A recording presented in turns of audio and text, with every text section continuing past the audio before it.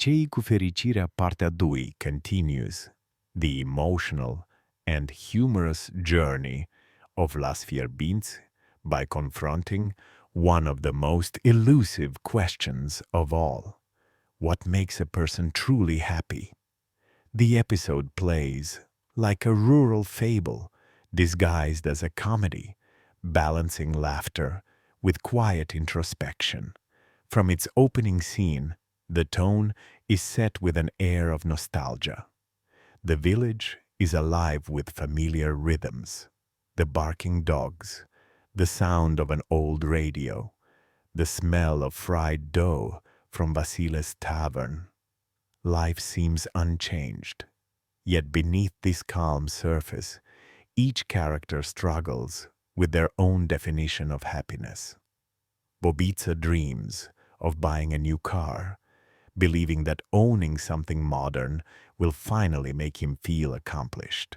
Celentano, on the other hand, declares that happiness is freedom from ambition, a bottle of beer, and the ability to sleep under the stars.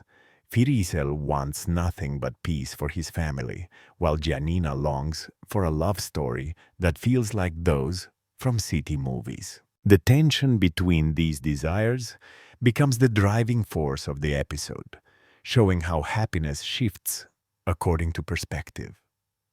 Through their dialogues, the show reveals the complexity of simple people, their contradictions, their humor, their fragile hopes.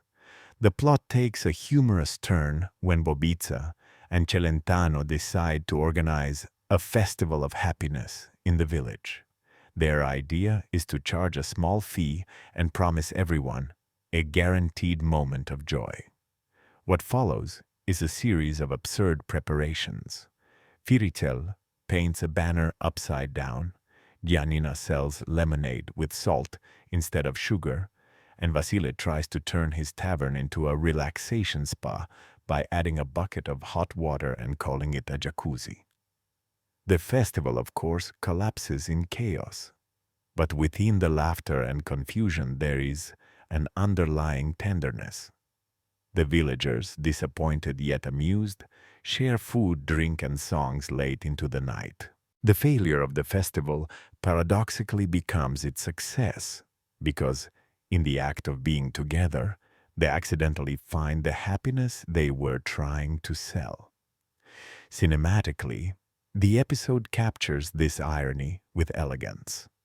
The camera often lingers on everyday objects, a broken chair, an empty glass, a wilting flower, as if they too contain traces of emotion.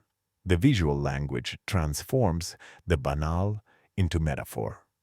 When the festival lights go out and the village is left in darkness, the faces illuminated by candlelight appear almost sacred. In one of the final scenes, Celentano, half drunk and half enlightened, raises his glass and declares that happiness is what remains when you stop pretending.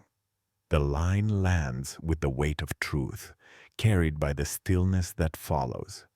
What makes the episode resonate beyond its humor is its sincerity.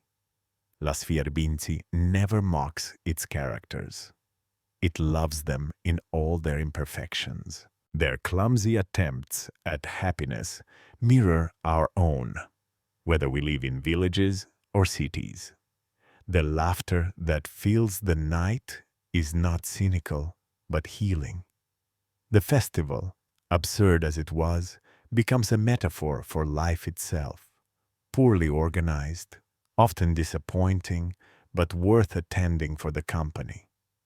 As dawn breaks over Fierbinți, the episode ends with a quiet montage, the villagers sleeping, chickens wandering the streets, and the sound of a distant rooster. The world resets itself, unchanged, yet somehow renewed.